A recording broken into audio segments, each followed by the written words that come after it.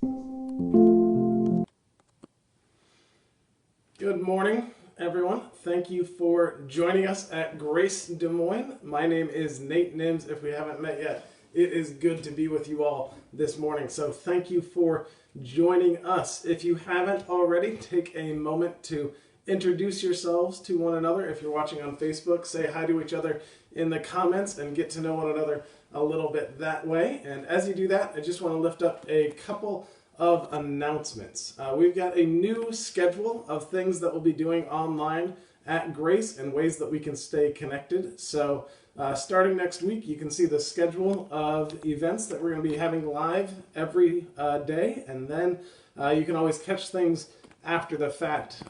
You don't have to watch it live. You can always watch it later or watch it on our website, gracedesmoines.org. Then we have a t-shirt for sale. So if you want to, you can get a Grace United Methodist t-shirt at graceunited.87central.net. You can order one of our shirts there. The proceeds are going to help us give back to the community and continue that work in new ways. So you can order a t-shirt between now and May 3rd if you are interested. Then coming up on the 27th at 7 p.m., we are going to have a conversation here on Facebook and on Zoom about immigration and a few things that are going on with the courts and ways that we can be good neighbors to our folks in our community. So a consistent theme throughout the New Testament is caring for one another, especially the poor, the widow, the orphan, and the immigrant among you. We are supposed to take care of one another regardless of where we've come from or where we are going. So on the 27th at 7 p.m., you'll be able to learn more about ways that you can stay connected in this ongoing struggle for justice in our community and nation. And then Earth Day is coming up next week as well. It is the 50th anniversary of Earth Day. Earth Day is on the 22nd. In the Red Doors email, there was a link to something that you can do, an online march with the Iowa Interfaith Power and Light and the national office of that. If you want to learn more, you can go to Iowa IPL on Facebook and learn how to get involved that way. There's more that will be going on in the church. You can always find out everything that we're up to at gracedesmoines.org. That's a great place to sign up for our newsletter. But now we'll take a just brief moment to center ourselves, to remind ourselves that God is already with us and that we are with one another. And as we do that, let's take a moment of silence and then pray. I invite you to repeat after me. Beloved one, hear our prayers. More peace, more justice, more joy, more healing. Wherever and however evil seeks to turn us against one another, make us resolute in pursuing another way. Bind us together in Christ, who came to set the captives free, who came to liberate the oppressed. May your Spirit be our guide. Amen. Now our reading this morning is from Matthew chapter 7, verses 1 through 6. If you haven't met Selena yet, this is the cat who has been purring for a few weeks in our videos, and now you can understand why she was isolated in previous weeks, because she's been very affectionate recently with us, isolating at home with her. So we'll be reading from Matthew chapter 7, verses 1 through 6. Don't judge so that you won't be judged. You will receive the same judgment you give. Whatever you deal out will be dealt to you. Why do you see the splinter that is in your sibling's eye, but don't notice the log in your own eye? How can you say to your sibling, let me take the splinter out of your eye, when there is a log in your eye? You deceive yourselves. First, take the log out of your eye. Then you will be able to see clearly to take the splinter out of your sibling's eye. Don't give holy things to dogs. Don't throw your pearls in front of pigs. They will stomp on the pearls and then turn around and attack you. Now this morning, we are continuing to learn from the Sermon on the Mount, and we've arrived at one of the passages that I love. It's one of those passages that Inigo Montoya from The Princess Bride, I think, would like. Because has anyone ever said to you, Jesus says don't judge, so you wouldn't judge me?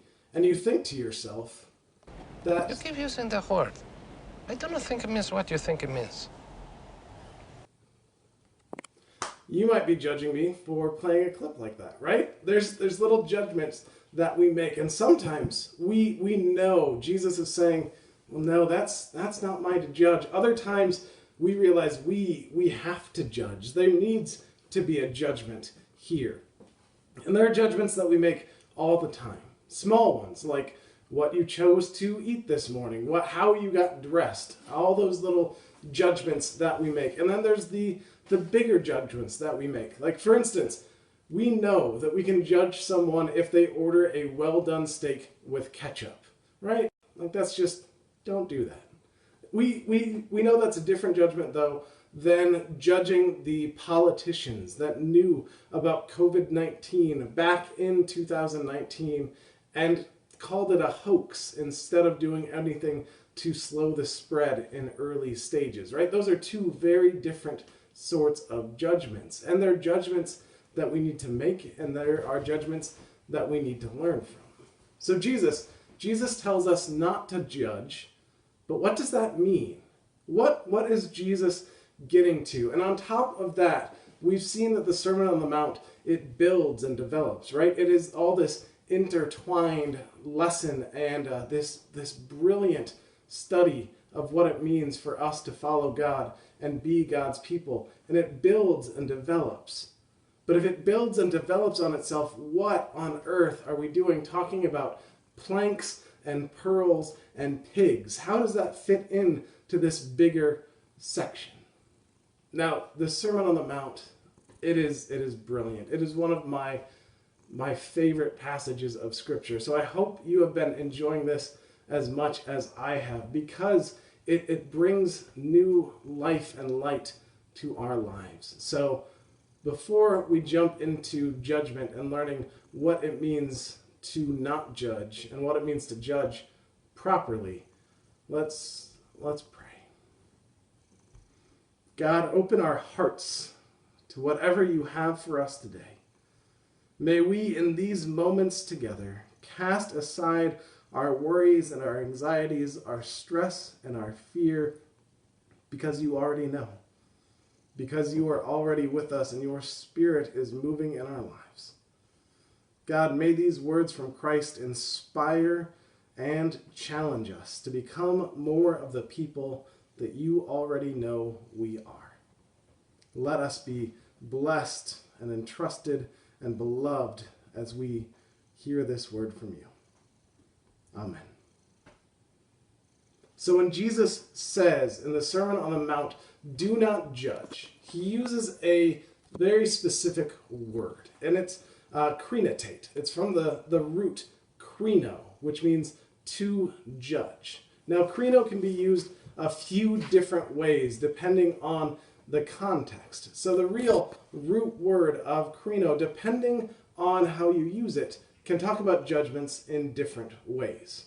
Now this was real, and the police took out this announcement earlier in the week.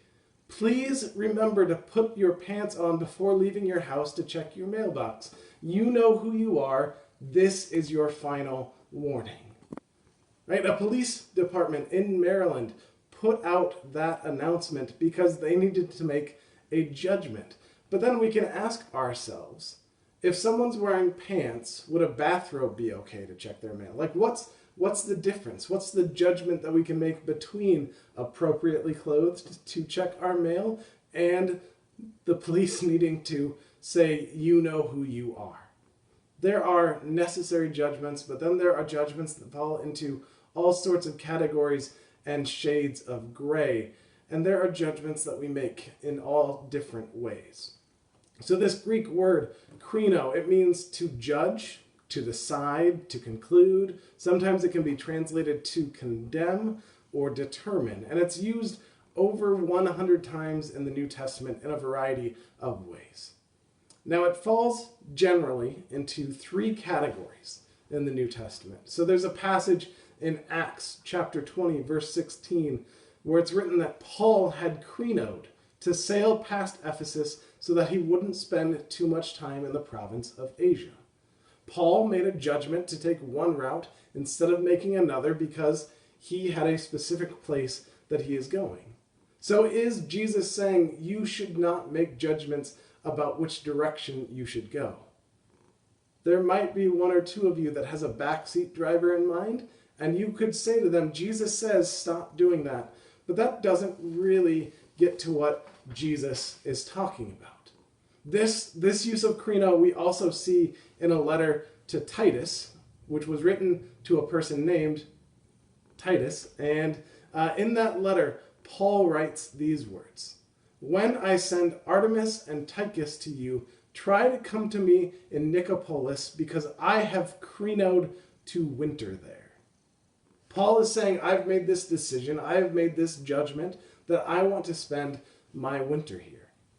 So is Jesus telling us we can't be snowbirds? We can't decide to spend our winters somewhere else? It seems like that first use of krino is fine. It's completely acceptable, and it's good that we make those judgments. So let's look at the next way krino is used in the New Testament. In John 18, there's this moment where the religious leaders have brought Jesus to Pilate, and they want Jesus crucified. But Pilate says back to them, "Take him yourselves and krino him according to your laws." Pilate tells them, you make this judgment. You want it. You have your laws. Why don't you go ahead and use them as you see fit? Then in the book of Acts, there's this moment where Paul is standing trial, and they ask Paul, are you willing to go to Jerusalem and be krinoed before me concerning these things?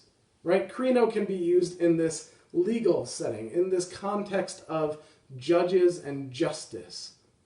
Can we imagine that Jesus is telling us we need to scrap our legal system, that we just have to let everything go, because if somebody breaks into your car and steals your stuff, those are just the breaks? Like, do we really think that Jesus is saying our justice system is terrible and we shouldn't have one? Now, I can imagine Jesus has quite a bit to say about our justice system and how we could make it more just. But Jesus is not telling us to just get rid of law and order. This second use of krino, it's not just good, it is necessary in our common life together. So there's a third use of krino, a third way that we make judgments. And this is what Jesus is talking about. So in 1 Corinthians chapter 4, verse 5, it is written, don't judge, don't krino anything before the right time. Wait until the Lord comes. God will bring the things that are hidden into the light. God will make people's motivations public. You can feel that sort of judgment is different, right? That sort of judgment, it sits in a different place. It's about our hearts. It's about our motivations. It is about everything that our actions don't simply show. It's what's behind it all. That sort of judgment, that sort of krino is above my pay grade, right? Like, it is looking at the core of our being and saying, wait, don't make those judgments until the right time. Let God do that. We see this kind of krino again in the Gospel of John, where Jesus says, don't judge, don't krino by outward appearance, but judge with right judgment. So Jesus seems to be saying, leave this third use of krino alone. It is not yours. It is not your job. Don't worry about it. Just use the first two uses of krino. You can make decisions. You can seek justice. heart? Do you know them at the core of their being? That judgment is God's. So Jesus goes on to say, don't judge by appearances, but judge with right judgment. Leave those other judgments. Leave that judgment behind. Because how often do we confuse action with identity? How often can we reduce someone to an action and say that is all that they are and that is all they will ever be? Now, one winter when I was in high school, my friends and I, we took a sled and we tied it to the rear bumper of a car because it had just snowed and the streets hadn't been plowed yet. So we took a rope and we tied it to a car, and then we tied it to a sled, and we took turns driving around the neighborhood trying to hang on to the sled, and also, if you were driving, trying to make sure that they went flying off the sled. It was a lot of fun, not gonna lie. And it did not take long for one of the people in the neighborhood to call the police and say, you might want to check this out. So we got pulled over, and an officer came up, and amazingly, somehow we didn't get a ticket, and he didn't call us to the station and then call our parents, but we were given a very stern and difficult warning. We were talked down really well. I can still remember the officer almost breaking the glass when they knocked on it with their flashlight, and then saying to us, I guess the gene pool was empty when you all were born, wasn't it? How dumb are you kids? You ruin everything in this town. Why are you wasting my time? You are not even worth the paper of the ticket. Nothing motivates people to be better, to achieve something more in their lives than telling them that they're a waste, right? Nothing motivates people to be great like telling them how worthless they are because of a mistake. I really wish I knew what that police officer was like in high school, because I can almost guarantee that they would have been just like us, tying a sled to a car and riding around town, because we didn't get a ticket, and you could kind of see a glimmer in their eye. But they still told us every cliche about how we were a few French fries short of a Happy Meal, how we just didn't have enough added up to be worth his time or energy or efforts. And how many times, how often are our judgments about other people less about what they've done and more about who we believe they are at the core of their being?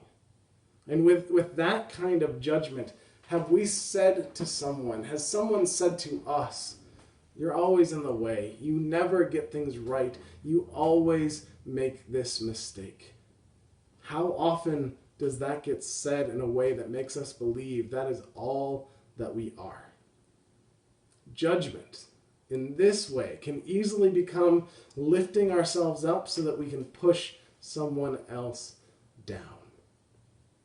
That's why Jesus says, don't judge so that you won't be judged. You will receive the same judgment you give. Whatever you deal out will be dealt to you.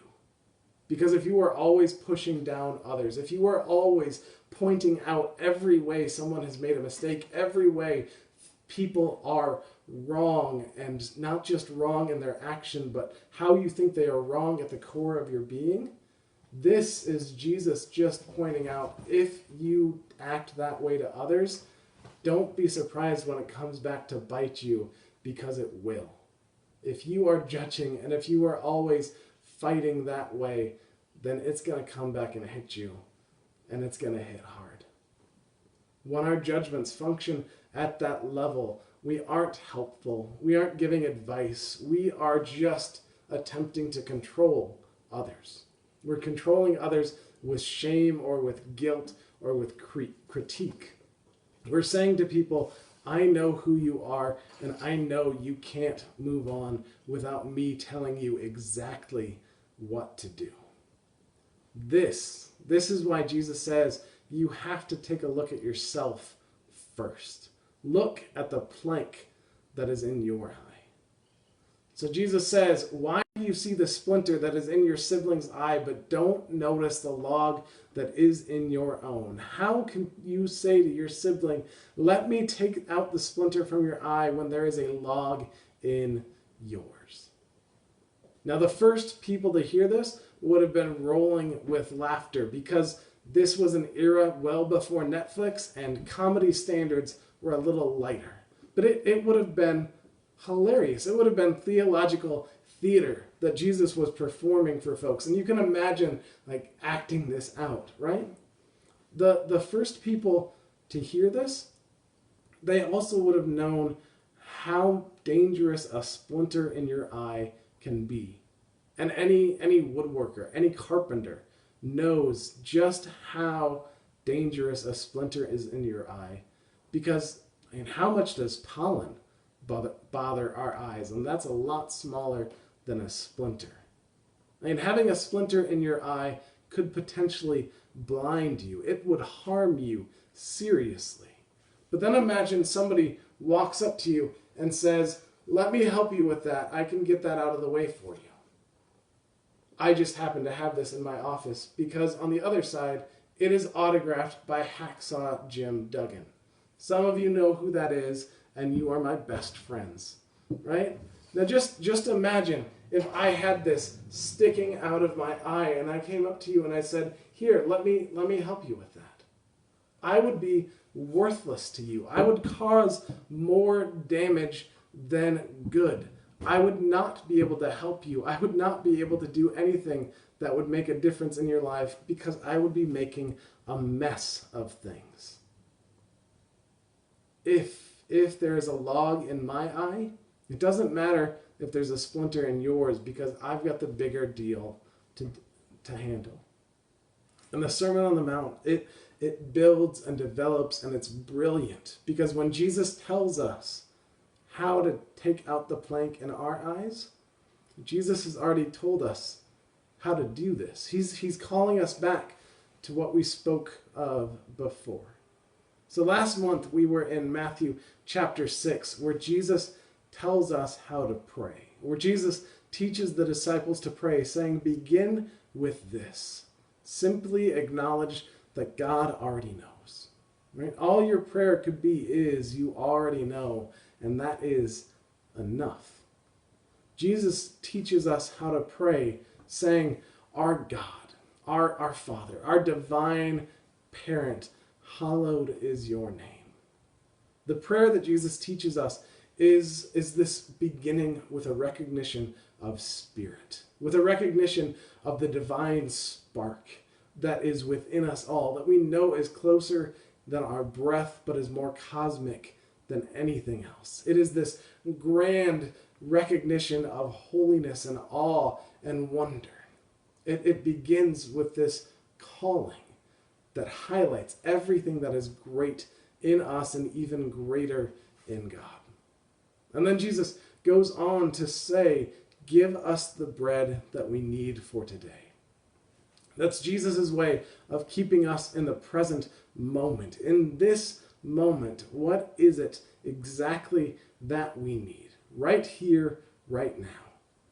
But then, after that, Jesus teaches us to pray for forgiveness, right? He says, forgive us the ways that we have wronged you, just as we forgive those who have wronged us.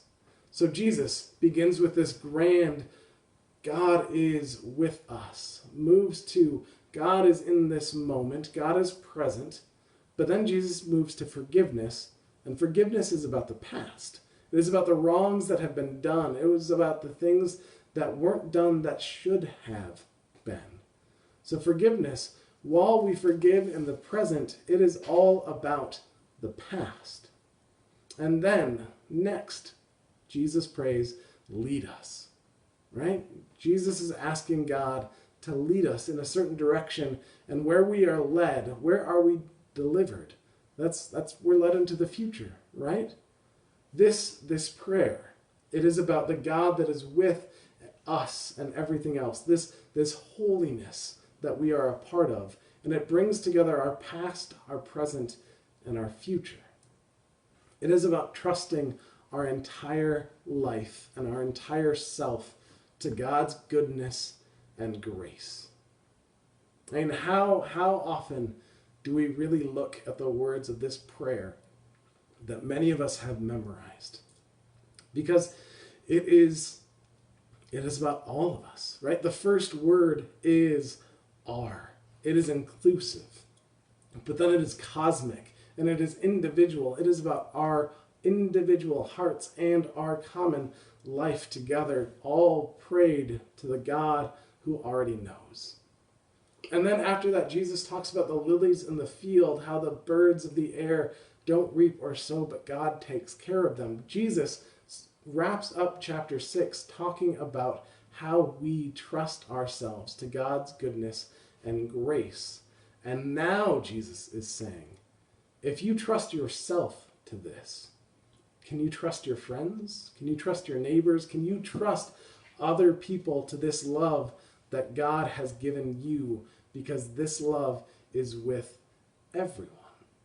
Whatever worries we have, whatever anxieties we feel, we need to remember they are natural and they are normal. We have those feelings to keep us safe. Worry is there to protect you, to remind you of what dangers could be. But Jesus reminds us that worry does not get the last word. Grace does. Love does. This hope and goodness of God, that is the first and last word. And that is where we place our trust. Jesus said, as we read last week, don't worry about your life, what you will eat, what you will drink, about your body, or what you will wear. Isn't life more than food, and the body more than clothes? Look at the birds of the sky. They don't sow seeds or harvest grain or crops into barns, yet your heavenly God feeds them. Aren't you worth so much more than they are? As followers of Jesus, we have transferred our fears and our anxieties and our worries onto the God who already knows. We've handed that to God. We say, here, you hold this for me. God already knows. God already cares. We have trusted ourselves to this goodness and grace. We have brought ourselves, our whole life, our past, our present, our future to God. And now we have to trust one another to this redeeming love as well. Think back now to that third use of krino, that way of judging people, of reducing their action to their identity. Do you understand what Jesus is doing now? If you trust God, if you believe in this goodness and grace, this divine spark that is in us all, because God is our parent, then we have to trust one another to God too, and feel. See?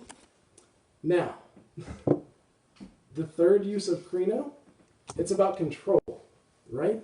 It's about trying to control people with guilt or shame, trying to say to them, I see you always do this. This is who you are. I must tell you what to do. But I know I can't even control these cats. So how could I control anything else? Right? Like we try to use judgment and shame and guilt as a way to control, but control, it never goes how we hope it will. Now, when I was in high school, one of my jobs was as a lifeguard. And what I'll tell you about being a lifeguard is that code browns happen in public pools more than you want to believe. Now, there was an incident while I was working at the pool one day, and it was in the deep end. And there happened to be only one person swimming in the deep end, so we knew exactly who I had to have an uncomfortable conversation with. It was very awkward because we had to get everyone out of the pool. I had to explain to everyone after I blew the whistle that the pool had to be cleaned, and then I had to tell one person, you need to throw away your swimsuit. Now, as the senior lifeguard on duty, and I mean that pun intended, I was in charge of things because my boss was gone. Now, if my boss had been there, she would have drained the pool. But I did not know how to drain the pool, and she couldn't explain that to me over the phone, so I had to dive into the water. I had to do something that I was not very comfortable with, and I did not have Bill Murray style gear as they did in Caddyshack. So I wish I could tell you that I had some scuba gear, but all I had was a pair of goggles and a kitty litter scoop. So you can imagine how much fun that was. I will tell you that after that day, I brushed my teeth a lot. Now, a couple weeks later, the individual that had been in the deep end that day was back at the pool. And I had to have another conversation with them. I had to say to them, if you even look like you're going to run, if you splash anyone, if there is anything that you do that is wrong, this is your last day at the pool for a very long time. I can tell you that they did not splash anyone, and they did not run on deck, but by the end of that day, they had to get another swimsuit.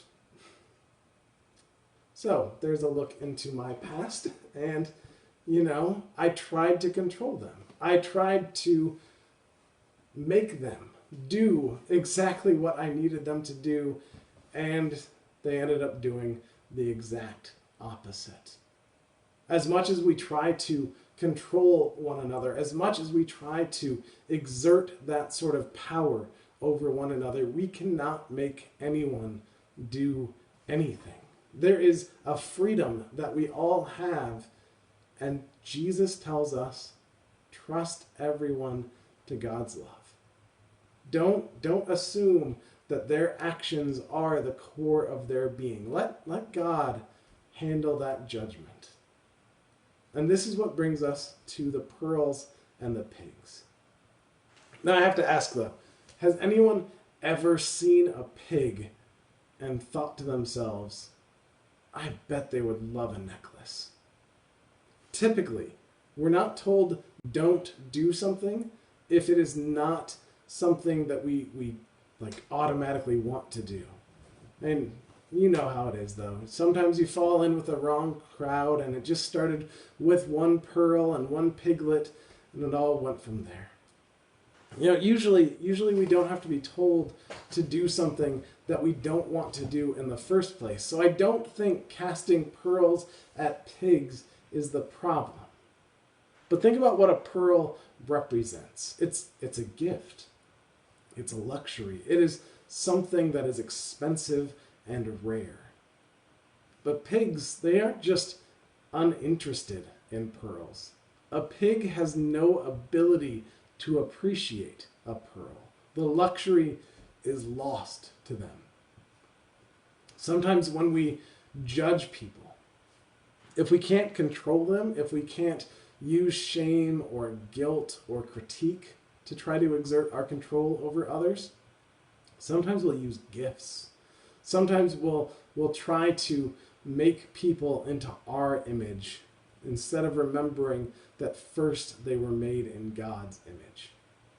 Like a gift with strings attached is just another attempt to control, to not trust others to the redeeming work that we believe God is doing in our own lives. So when Jesus says, don't cast your pearls onto pigs, he then goes on to say, they will stomp on the pearls and turn around and attack you. Jesus is reminding us of this felt response that we can experience when someone tries to control us, when someone tries to just make us in their image. Because how many times have we felt someone have that hold on our hearts? And maybe it's not even that sort of exchange. It can be simple as someone trying to say, I just wanted to help. And in the core of who they are, they might have wanted to help. But when you feel that sort of exertion and that pressure, we can lash out. So Jesus says, don't give up on one another, right? Like we know that we can cast our pearls to swine. We can do things to others that they simply aren't interested in. We can try to control and critique one another. But Jesus says, judge well, right? Like in the Gospel of John, we read that Jesus wants us to judge with right judgment. And in our passage today, Jesus says, first, take the plank out of your eye, and then you will see clearly to take the splinter out of your sibling's eye. If we want to help one another, we have to let go of our planks. We have to drop everything that gets in the way of us seeing clearly. And to do that, we have to take the steps that those of our holy siblings that keep on stepping do. We have to take a fearless moral inventory. We have to look deep into our hearts and see what we find there. We have to admit our wrongs before we can make them right. God searches our hearts, and we have to search ourselves too. Dropping our planks means that we don't pretend we are perfect, that we don't act like we have everything together. We admit that there are places where we need some work done. We have our rough edges, and we're going to trust them to God's love. As John Wesley, the founder of this Methodist movement that Grace is a part of, as Wesley famously said, how is it with your soul? At the core of who you are, how are things going? Like really, what is going on in your heart? What are you dealing with? What are you wrestling with? What struggles does Grace need to move through? We have to know how to drop our planks, how to let go of those things that keep us from seeing clearly. And doing this moral inventory, it's not a one-time thing. It happens again and again as we trust ourselves to God's grace. Only when we start to see ourselves clearly can we help one another in the best of ways. And the next time you want to help someone, how would it shift the dynamic if you said, I know I can't force you to do this, but this is how things have worked for me. I know I can't control you. However, this is what I have learned and experienced. How could that small opening, that admitting of saying, I can't force you to do this. I can't make you do anything. But this is what I've found helpful. And I can only imagine having a child and being able to say, I want to help. I can't force you to do this. I can't make you do things this way, but this is what has helped me. In these times when we are isolated and in close quarters, what would it look like to open up that space in our lives with one another? To say, I can't make you do this. I can't force you to do this. This is what I know. This is what's helped. Maybe it'll help you. We have to live in that tension of not controlling others because we're trusting one another to God. We've trusted ourselves. We've given ourselves to this goodness and grace, to saying to God, you already know, you already care, you are with me in the past, present, and future. So, create new life for me and for others. There is such freedom that can be found in pearls and planks and pigs. It is this whole new way of seeing ourselves and of seeing one another, where we truly can trust this redemptive love of God that continues to unfold in our lives and with each other. the guide to pray and study this week, the daily readings, thoughts, and prayers that we put online every day. It's all about having a moral inventory.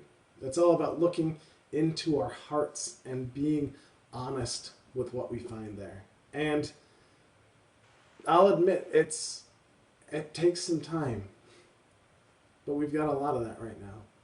So let's use it, and let's use it well. This week, may you trust yourself to the resurrecting and redeeming love of God that searches our hearts and calls us to do the same.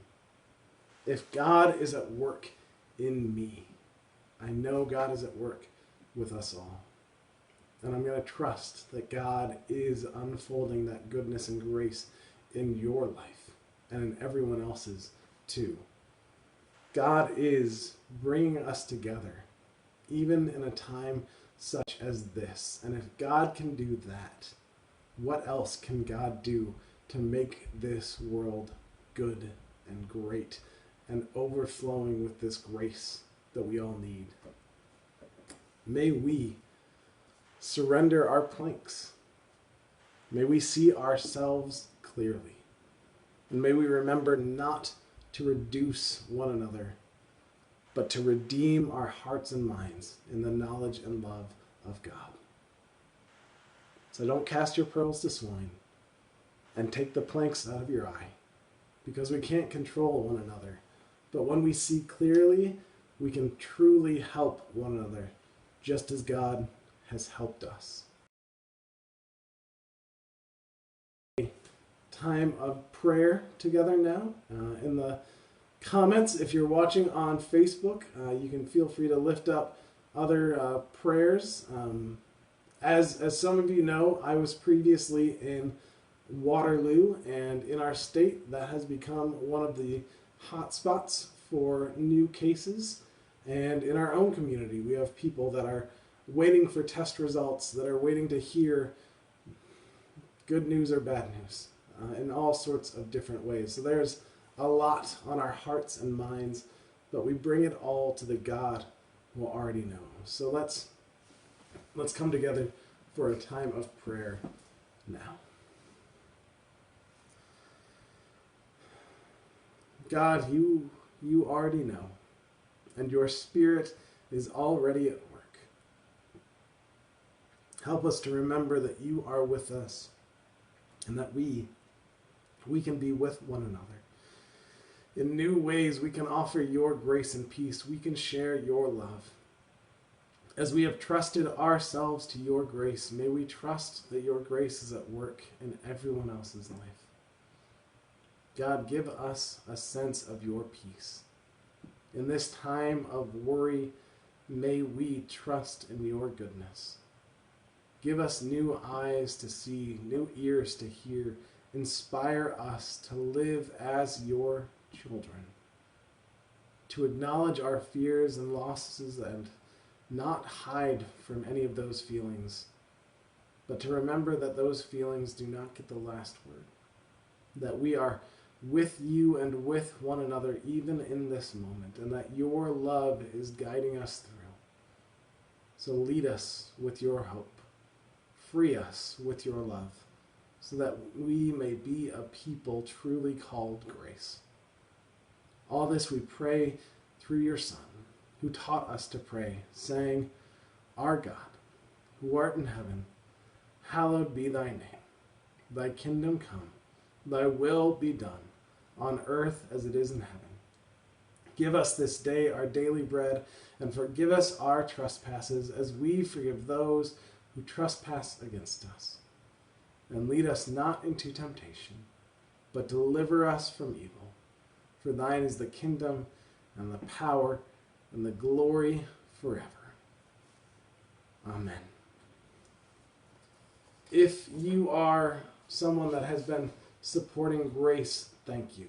Your financial support of our church is what keeps this going. It is what keeps us reaching out to one another. It is what continues our Sunday school classes as they meet with each other online.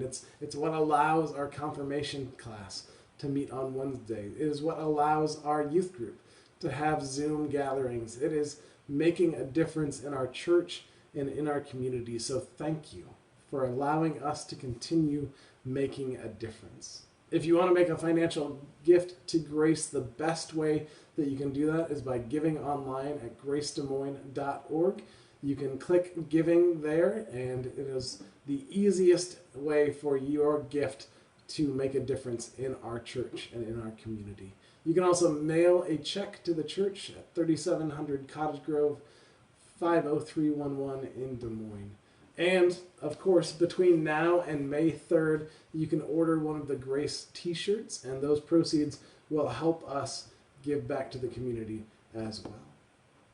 But as always, during this time and every other time, it's not just our financial gifts that make a difference. It's the gift of our presence, the gift of our abilities, the gifts of our time with one another. So keep making phone calls, keep sending cards, keep checking in on your neighbors.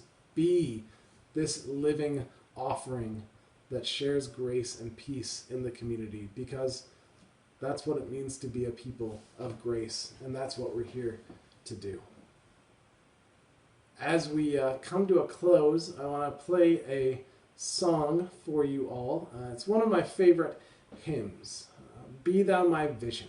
You know, we've been talking about what it means to see ourselves clearly, and a lot of that starts with God and seeing ourselves as God sees us, with this love, with this spark of holiness that is within us and everyone else. And so we're going to play a different version of Be Thou My Vision, not the one in the hymnal, but it's one that's been stuck in my head a lot this week by the Celtic artist Steph MacLeod.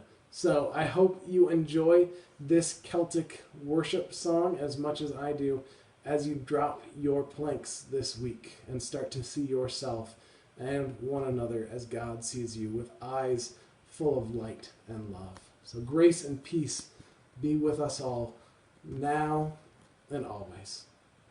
Amen.